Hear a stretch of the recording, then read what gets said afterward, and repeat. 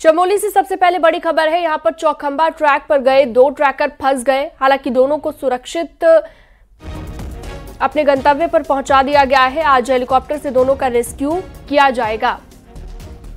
बद्रीनाथ धाम से हेली भेजा जाएगा। और आपको ये भी बता दें, कल दोपहर में चौखंबा पिकअप पर दोनों फंस गए थे, जिसमें एक अमेरिका और एक ब्रिटिश का ट्रैकर है। तो देखिए, ट्रैकर्स इन दिनों पहाड़ों पर ट्रैकिंग करते वक्त फंस जाते हैं, जिसके चलते अभी दो विदेशी ट्रैकर बताए जा रहे हैं जो कि यहां पर फंस गए थे। बद्रीनाथ धाम से हेलीकॉप्टर अब भेजा जाएगा, उनका रेस्क्यू किया जाएगा। दोनों को सुरक्षित बचा लिया गया है। दोनों अभी सुरक्षित है, इस बात की जानकारी पुख्ता कर ली गई है और आज दोनों का रेस्क्यू किया जाएगा। कल दोपहर में चौखंबा पिक में ये फंस गए थे। तो दोनों पर्यटक अभी सुरक्षित है, इस बात की जानकारी मिल चुकी है। अब आज रेस्क्यू होगा। एक अमेरिका का है और एक ब्रिटिश का ट्रैकर है जो ट्रैकिंग करने के लिए गए हुए थे, लेकिन फंस गए और अब मदद की गुहार लगाई गई। फिलहाल दोनों पर्यटक सुरक्षित हैं। कल दोपहर चौखंबा पिक में फंसे हुए थे। अब दोनों को सुरक्षित स्थान पर पहुंचा दिया गया है, लेकिन उनका रेस्क्यू आज किया जाएगा हेलीकॉप्टर के जरिए।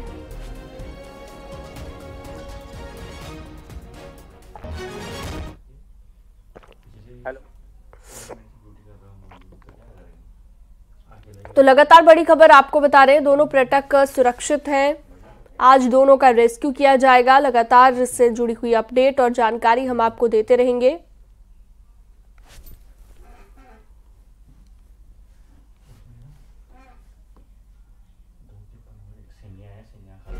तो पहाड़ों पर जब भी ट्रैकिंग करने के लिए जाते हैं तो खास तौर पर इस चीज का ध्यान रखना होता है कि किसी भी ऐसे इलाके से होकर ना गुजरे जहां पर ऐसी स्थिति बन जाए। कई बार पहाड़ों में नेटवर्क भी चले जाते हैं, जिसके चलते आप बाहर के दुनिया से संपर्क भी नहीं साध सकते और यहां पर फंस जाते हैं। ऐसा ही कुछ इनके साथ हुआ।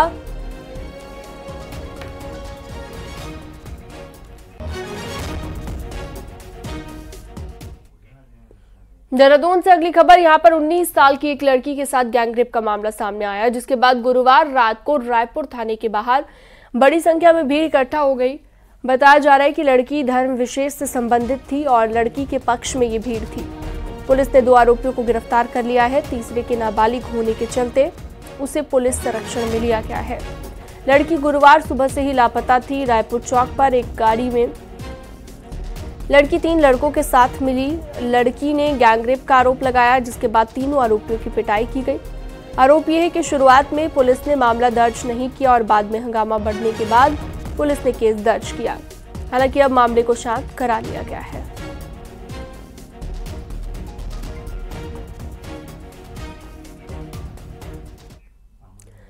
काशीपुर में मुरादाबाद रोड से गुरुवार को अतिक्रमण हटाया गया। यहां पर टांडा तिराहे से लेकर हरियावाला तक पीडब्ल्यूडी ने अतिक्रमण की पहचान की है, जिस पर कई बार नोटिस भी दिया गया था। इसके बावजूद लोगों ने अतिक्रमण नहीं हटवाया, जिसके बाद प्रशासन ने बुलडोजर की मदद से अतिक्रमण को हटाया है।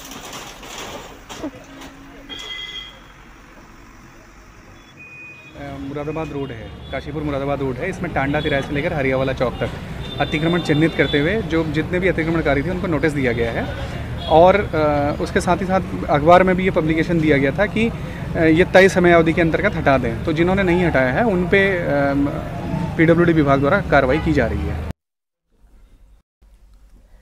कोटद्वार में जल संस्थान का नया कारनामा सामने आया है। आरोप यह है कि कर्मचारियों की मिलीभगत के चलते रिटायरमेंट के बाद भी असिस्टेंट इंजीनियर फाइलों पर साइन कर पेयजल कनेक्शन की अनुमति देते रहे। जल संस्थान के एई बीआर चौधरी का पिछले साल दिसंबर में रिटायरमेंट हो गया था, जिसके बाद उन्हें कॉन्ट्रैक्ट पर 6 महीने के लिए सेवा विस्तार दिया गया, जो कि अगस्त महीने में खत्म हो गया। लेकिन अब आरोप यह है कि एई साहब उसके बाद भी सितंबर महीने में नई फाइलों पर साइन करते रहे।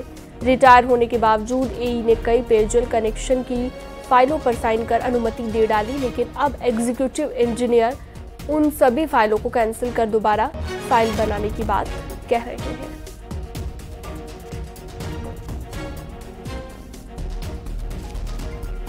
तो उसमें 8-9 फाइलों में उनके साइन कर दी गई थी। अभी 31 अगस्त को वो रिटायर हो गए, उनका काम कार्यकाल खत्म हो गया। और जो पिछली फाइल जो थे जो उनके कुछ आख्या दिन थी उन्होंने अपनी चिट्ठियों में, तो उसमें साथ ही वो रखी थी, तो उन्होंने कर दी थी। जैसे ही वो मामला संज्ञान में आया, वो रुकवा दिया गया और वो फाइलें पूरी जो हैं वो दूसरी नहीं बनेंगी फाइलें, क्योंकि करेक्शन की फाइलें हैं। और चलिए इस पर ज्यादा जानकारी के लिए हमारे सहयोगी अनुपम भारद्वाज हमारे साथ जुड़ चुके हैं। अनुपम, लगातार इस मामले को लेकर काफी चर्चा भी हो रही थी। रिटायर होने के बावजूद बताया जा रहा है कि कई एई ने पेयजल कनेक्शन की फाइलों पर साइन करने की अनुमति दे डाली। अभी क्या कुछ एक्शन लिया जा रहा है मामले में, और क्या ये पूरा मामला है, विस्तार से बताइएगा। देखिए, जो जल संस्थान के एई हैं BR चौधरी, उनका पिछले साल दिसंबर में रिटायर हो गया था। ये पूर्ण तौर पे सेवानिवृत्त हो गए थे। 6 महीने का एक्सटेंशन उनको दिया गया था कॉन्ट्रैक्ट बेस पे, यानी कि अगस्त में वो कॉन्ट्रैक्ट भी खत्म हो चुका था। लेकिन उसके बावजूद सितंबर में, यानी कि जो पिछला पूरा महीना गया है, उसमें भी वो नई फाइलों में साइन करते रहे। तो ये यानी कि कहा जा सकता है कि कहीं ना कहीं जो कर्मचारी है फाइल साइन करा रहा है, तो वो अकेले में नहीं है, और कर्मचारी भी उसमें इन्वॉल्व हो सकते हैं जो फाइलों में साइन करा रहे हैं। तो जो नए पेयजल कनेक्शन है, 8 से 9 कनेक्शन बताए जा रहे हैं। इसके अलावा भी और भी ज्यादा हो सकते हैं, ये आधिकारिक तौर पे एक्शन की ओर से हमें बताया गया है। तो उन कनेक्शनों पे उनके नई जो फाइलें हैं उन पे साइन किया गया है, जबकि वो सेवानिवृत्त हो चुके थे। ये किस्से हमने देखे हैं कि बैकडेट पे साइन अधिकारी कर देते हैं, लेकिन ये पहली बार इस तरीके का कोई किस्सा सामने आया है कि रिटायरमेंट कोई अधिकारी हो जाता है, कोई इंजीनियर रिटायर हो जाता है और उसके बावजूद वो घर में बैठ के साइन करता है किसी फाइलों में। तो एक बड़ा मामला ये सामने आया है। न्यूज़ 18 ने जब इस बात का खुलासा किया, तो अब जो एग्जीक्यूटिव इंजीनियर है उन्होंने कहा है कि वो जो सब फाइल है उनको सबको निरस्त कर दिया जाएगा और नए सिरे से उस फाइलों को तैयार किया जाएगा। लेकिन एक बड़ा मामला है, इसकी जांच होनी चाहिए कि क्यों इस तरीके से मामला कर दिया गया जल संस्थान के अंदर, और क्या ऐसे ही कई और इंजीनियर तो नहीं है जो रिटायर हो जाते हैं उसके बावजूद, या कोई और डिपार्टमेंट की बात, ये जल संस्थान की बात है, PWD हो, सिंचाई विभाग हो, तो कई सारे ऐसे कोई और विभाग तो नहीं है जहां पे कोई इंजीनियर हो या कोई अधिकारी हो वो रिटायर हो जाता है और अपने आप उसके बावजूद वो फाइलों में साइन करता रहता है, ताकि जो भी उसका लाभ उससे मिल सके वो लाभ वो ले रहा हो। तो कहीं ना कहीं एक जांच का विषय ये जरूर है और इसमें कार्रवाई भी जरूर होनी चाहिए। जी ठीक है, बहुत शुक्रिया अनुपम, विस्तार से आपने खबर को लेकर जानकारी दी। आगे बढ़ते हैं और अगली खबर आपको बताते हैं। जिस उद्यान विभाग में घोटालेबाज अफसरों को सीबीआई का डर सता रहा है, उसी उद्यान विभाग के कुछ ऑफिसर सीबीआई के नाम पर किसानों को बेवकूफ बना रहे हैं, वो भी ये कहकर कि सीबीआई जांच चल रही है इसलिए पेमेंट नहीं हो सकती। तो उद्यान विभाग ने उद्यान मंत्री ने जल्द पेमेंट का भरोसा दिया है।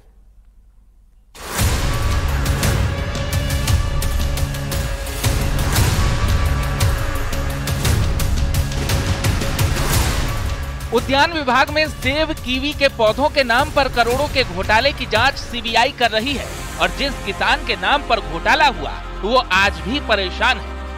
आरोपी अफसरों की घपलेबाजी की सीबीआई जांच चल रही है, तो चंद अफसर जांच से डरने के बजाय बहानेबाजी कर रहे हैं। किसानों को कुछ अफसर ऐसा ज्ञान दे रहे हैं जिसे सुनकर आप चौंक जाएंगे। उद्यान विभाग के ये अफसर किसानों को समझा रहे हैं कि सीबीआई जांच चल रही है इसलिए पेमेंट नहीं हो सकती है, जबकि इसी उद्यान विभाग के कुछ बड़े अफसरों पर घपला करने वाली फर्मों को करोड़ों रुपए की पेमेंट का आरोप है, और सीबीआई जांच ठीक से हुई तो जेल जाना तय है। पर वो किसान क्या करें जिनके नाम पर उद्यान विभाग के कुछ अफसर सेब कीवी के बजाय मोटी मलाई खा गए। ये किसानों का जो पैसा है, ये विभाग जब इसके ऊपर भ्रष्टाचार के जो जांच चल रही है सीबीआई के द्वारा, तो ये एक्सक्यूज दे रहे हैं कि हमारी फाइलें सारी सीबीआई के पास पड़ी हैं, इसलिए हम किसानों का पैसा नहीं देना चाह रहे। जबकि सीबीआई का बिल्कुल स्पष्ट कहना है कि भाई इन्होंने कोई पत्राचार ही नहीं किया। सीबीआई ने क्लियर बोला कि भाई जो आपको इन चीजों के लिए चाहिए वो आप अपने कागज हमको बता दीजिए, उसमें से छांट लीजिए ताकि हम स्कैन करके इसको कर दें और ये बाकी किसानों का पैसा दे दिया जाए। वैसे तो साल 2022 तक किसानों की इनकम डबल होनी थी, उल्टा बीते 2 साल में किसानों पर कर्ज का बोझ बढ़ रहा है। उत्तराखंड में करीब ऐसे 500 किसान हैं जिनमें ज्यादातर सेब और कीवी प्रोजेक्ट से जुड़े हुए हैं। उत्तराखंड में सेब की खेती देहरादून जिले के जौनसार, बाबर, उत्तरकाशी, नैनीताल जिले के रामगढ़ और मुक्तेश्वर इलाके में होती है। वहीं सरकार न्यूजीलैंड के फल कीवी को प्रमोट करने के लिए पहाड़ी जिलों में इसके प्रोजेक्ट लगवा रही है। लेकिन सवाल है कि सीबीआई जांच के बीच जब उद्यान विभाग में हर तरीके के काम हो रहे हैं तो किसानों की पेमेंट के लिए सीबीआई जांच का बहाना क्यों बनाया जा रहा है। वहीं न्यूज 18 के सवाल पर उद्यान मंत्री गणेश जोशी ने किसानों को जल्द पेमेंट की बात कही। तो पिछली पेमेंट की बात दूसरी हो सकती है, जो डॉक्यूमेंट्स जांच में है, लेकिन जो उससे अलग है कहीं किसी किसान के साथ अन्याय नहीं होगा और उसकी पेमेंट होगी, ये भरोसा मैं आपको दिलाता हूं। उद्यान विभाग का काम किसानों का काम आसान बनाना है, लेकिन उद्यान विभाग के कुछ अफसर सीबीआई के नाम पर किसानों की पेमेंट टाल रहे हैं और यही बहानेबाजी समझ से परे है। दीपांकर भट्ट, न्यूज 18, देहरादून।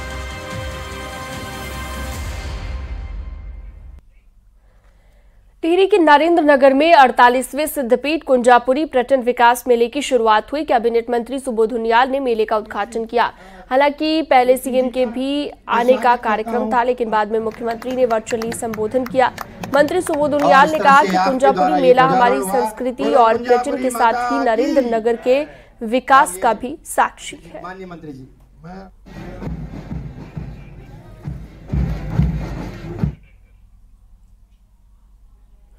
भारत की भूमि से पवित्र कैलाश पर्वत के पहली बार दर्शन हुए हैं। 5 यात्रियों ने तिब्बत में मौजूद कैलाश पर्वत के दर्शन किए। नवरात्र के पहले दिन ये दिव्य दर्शन किए गए। कैलाश दर्शन योजना के तहत यात्रियों को यहां पर लाया गया था और पहले दल में 5 यात्री शामिल थे। 18,000 फीट की ऊंचाई पर स्थित भारत के ओल्ड लिपू लेक से कैलाश पर्वत के दर्शन किए गए हैं और बिना चीन जाए ही ये दर्शन किए गए। धामी सरकार ने कैलाश दर्शन योजना शुरू की है, जिसमें यात्रियों को हेलीकॉप्टर से गुंजी तक ले जाया गया था। आज उनको कैलाश दर्शन कराया गया है। इसके साथ ही आदि कैलाश और ओम पर्वत के भी यात्रियों को दर्शन कराए जाएंगे।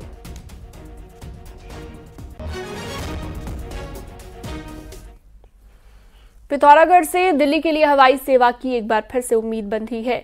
असल में दिल्ली से नैनी सैनी एयरपोर्ट तक ट्रायल लैंडिंग पूरी तरह से सफल रही। एयर अलायंस के 42 सीटर प्लेन से ट्रायल लैंडिंग की गई।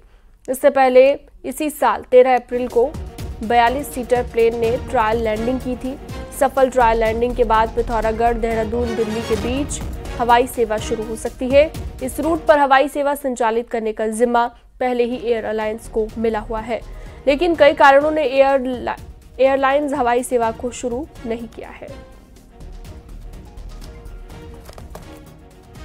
2-3 बार आज ट्रायल लैंडिंग वगैरह करेगा, उनके जो इश्यूज हैं उनको टैकल किया जाएगा और उम्मीद है कि अलायंस एयर का जो विमान है ये जब प्रारंभ होगा तो ज़िले के पर्यटन को नए पंख लगेंगे। लोग जो दिल्ली से सीधे आदि कैलाश यात्रा के लिए पिथौरागढ़ आना चाहते हैं उनको सुविधा भी मिलेगी। और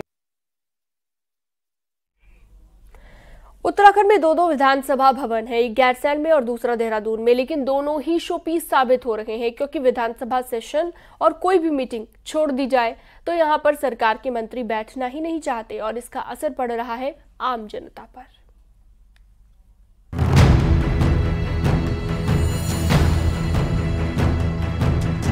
यह है देहरादून में मौजूद उत्तराखंड का विधानसभा भवन।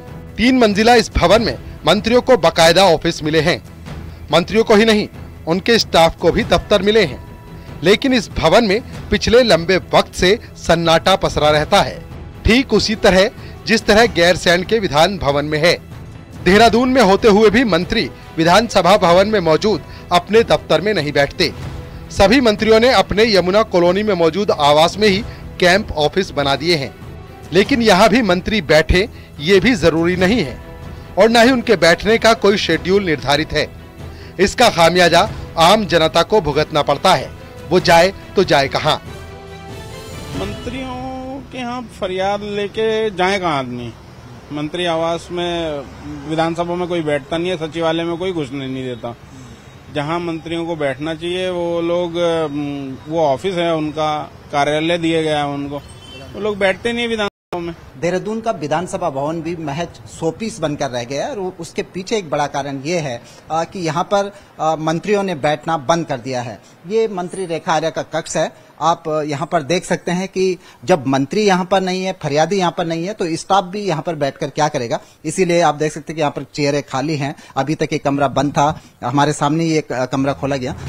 बीजेपी प्रदेश अध्यक्ष भी मानते हैं कि घर में कैंप ऑफिस बनाने के बजाय मंत्री जब भी देहरादून में हों उन्हें विधानसभा स्थित अपने ऑफिस में बैठना ही चाहिए। दूसरी ओर मंत्रियों का कहना है कि वो हर वक्त जनता के बीच रहते हैं। मैंने संसदीय कार्य मंत्री जी को कहा भी है कि हम सभी मंत्रीगणों से एक बार उनसे कहा जाए कि जब भी वो देहरादून के अंदर रहते हैं तो अपना समय निश्चित करें, विधानसभा के अंदर उनका कार्यालय, उस कार्यालय में उनका बैठना हो जाए, क्योंकि घर पर भीड़ ये कम से कम एक अच्छा संकेत देती भी नहीं, क्योंकि आखिरकार जनता तो मंत्री से मिलना चाहेगी। आप देख रहे होंगे हम लगातार जनता के बीच रहते हैं। आज भी आपने देखा होगा कि 300 से ज्यादा लोगों को मैं मिला हूं और हमने ये भी तय कर रखा है कि हम हर 10 दिन में जो है 2-2 घंटे अपने कैंप कार्यालय में बैठेंगे। मैं तो हर हफ्ते प्रयास करता हूं कि कैंप कार्यालय में बैठता हूं। हम प्रभारी जिलों में भी भ्रमण कर रहे हैं, अपने क्षेत्र में भी भ्रमण करते हैं और प्रयास करते हैं कि लोगों की जो भी दिक्कतें हो जल्दी से वहां पे सॉर्ट आउट हो। जनता से मंत्रियों की बढ़ती दूरी न सिर्फ फरियादियों के लिए बल्कि बीजेपी के लिए भी चिंता का सबब बनी हुई है। बीजेपी की मजबूरी ये है कि मंत्रियों को विधानसभा तक खींच लाना, मंत्रियों के जनता दरबार का शेड्यूल तय करना उसके लिए टेढ़ी खीर साबित हो रहा है। पार्टी कई बार इस संबंध में अपने मंत्रियों के लिए एडवाइजरी जारी कर चुकी है, लेकिन उसका पालन करना तो दूर, मंत्री पार्टी ऑफिस में भी बैठने को तैयार नहीं है। न्यूज़ 18 के लिए देहरादून से सुनील नवप्रभात की रिपोर्ट।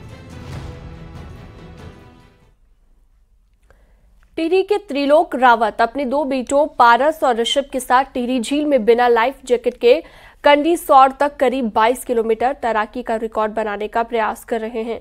उनके साथ टीएचडीसी का एक कर्मचारी भी शामिल है। हालांकि इससे पहले 2021 में त्रिलोक रावत अपने बेटों के साथ बिना लाइफ जैकेट के 12 किलोमीटर और फिर 2023 में 15 किलोमीटर तैराकी का रिकॉर्ड बना चुके हैं और इस बार उनका टारगेट करीब 22 किलोमीटर का है।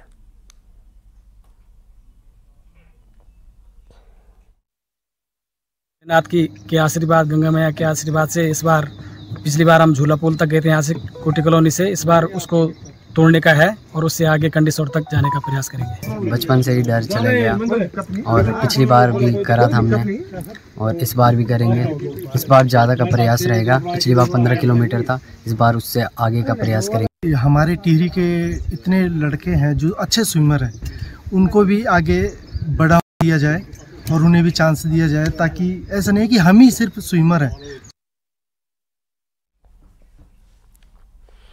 चीन और नेपाल बॉर्डर जल्द ही पूरी तरह से मोबाइल सर्विसिंग से कनेक्ट हो जाएगा और ऐसा होने से जहां बॉर्डर के इलाके में लोगों की नेपाली मोबाइल सर्विस पे निर्भरता खत्म हो जाएगी, वहीं सुरक्षा बलों के साथ ही सैलानी भी यात्रा के दौरान देश और दुनिया से जुड़े रहेंगे।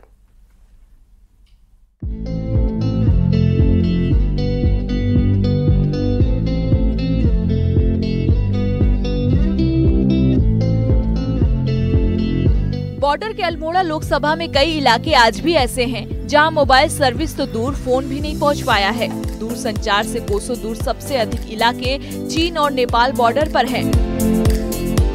5G के इस दौर में इन इलाकों में अभी तक फोन सर्विस भी नहीं पहुंच पाई है। ऐसे में नेपाल सीमा से सटे इलाकों में लोग नेपाली सिम के जरिए खुद को देश दुनिया से जोड़े रखने के लिए मजबूर हैं। लेकिन नेपाली सिग्नल भी कुछ ही इलाके में लोगों को राहत पहुंचा पाता है, मगर अब BSNL मोबाइल सेवा से वंचित इलाके को 4G सर्विस से जोड़ रहा है। अल्मोड़ा में 30 टावर लगेंगे और पिथौरागढ़ में 88 लगेंगे, चंपावत में 36 लगेंगे और बागेश्वर में 51 टावर लगेंगे। तो उसके लिए अलग अलग कैटेगरी में गाँव को चिन्हित किया गया था जहाँ पर ये 4G सिग्नल पहुँचाने के लिए है। BSNL कुमाऊं के चारों पहाड़ी जिलों में 205 4G मोबाइल टावर लगा रहा है। इनमें सबसे अधिक 88 टावर पिथौरागढ़ के बॉर्डर इलाकों में लगने हैं। वहीं बागेश्वर में 51 टावर लगने हैं, जबकि चंपावत में 36 और अल्मोड़ा में 30 टावर BSNL लगा रहा है। अब तक मोबाइल सेवा से वंचित रहे कुछ इलाके में VSAT के जरिए इंटरनेट सर्विस दी जा रही है, लेकिन ये सर्विस भी ऊंट के मुंह में जीरा ही साबित हुई है। 30-40 टावर ऐसे हैं जो अभी और लगने हैं और जो 250 टावर में से जो हमारे बहुत सारे टावर लग चुके हैं, मगर उसमें भी 50 टावर ऐसे हैं जिसमें हमारा अभी काम लग रहा है, जिसके बेसमेंट बन गए, टावर इरेक्शन हो गया है, BTS लगना है, मशीनें आई हैं, तो उस पर भी हम जोर दे करके इस 3-4 महीने के अंदर हमारे लगभग एरिया कनेक्टिंग हो जाएंगी। चीन और नेपाल बॉर्डर के करीब आदि कैलाश और ओम पर्वत तक रोड बनने के बाद सैलानियों की संख्या में इजाफा हुआ है, लेकिन मोबाइल सर्विस नहीं होने के कारण सैलानी शेष दुनिया से कटा रहता है। ऐसे में बॉर्डर के इलाके में 4G मोबाइल सर्विस जहां उन्हें राहत पहुंचाएगी, वहीं बॉर्डर के सुरक्षा तंत्र को मजबूत रखने में मदद करेगी। अल्मोड़ा से किशन जोशी के साथ पिथौरागढ़ से विजय वर्धन उप्रेती की रिपोर्ट।